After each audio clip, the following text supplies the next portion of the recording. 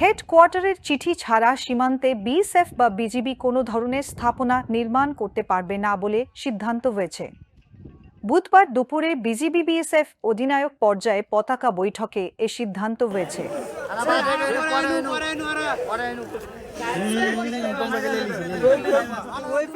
চৌকা সীমান্তে দুদিন ধরে কাঁটাতারের বেড়া নির্মাণ করাকে কেন্দ্র করে বিজিবি ও বিএসএফ এর মধ্যে উত্তেজনার পর এ বৈঠকের আয়োজন করা হয়।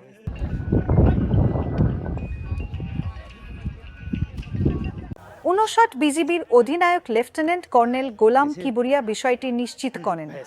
আপনারা জানেন আমাদের এই চৌকা বিওপির ১৭৭-এর মেন পিলার 2S এলাকায় এখানে ১২০০ গজ কোনো কাঁটাতারে বেড়া নাই।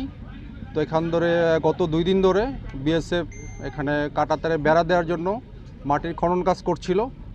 তো আমরা দুইবারই বিজিবির পক্ষ থেকে তীব্র প্রতিবাদ জানাই এবং তারা কাজ বন্ধ করতে বাধ্য হয়। প্রতিবাদ জানানোর সাথে সাথে তারা কাজ করতে বন্ধ করেছে এবং আজকে দুপুর 2টায় বিজিবি অধিনায়ক পর্যায়ে ফ্ল্যাগ মিটিং হয়েছে এবং ফ্ল্যাগ মিটিংয়ে দুই পক্ষই আলোচনায় আমরা সম্মত হয়েছি।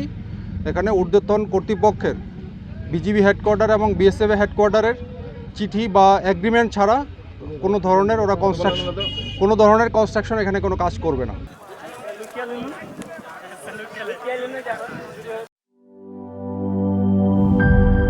টাইলক্স, যার অ্যান্টিব্যাকটেরিয়াল এজেন্ট টয়লেটের কোনায় কোনায় পৌঁছে ৯৯% জীবাণু ধ্বংস করে। টাইলক্স টয়লেট ক্লিনার, ক্লিন মানে টাইলক্স।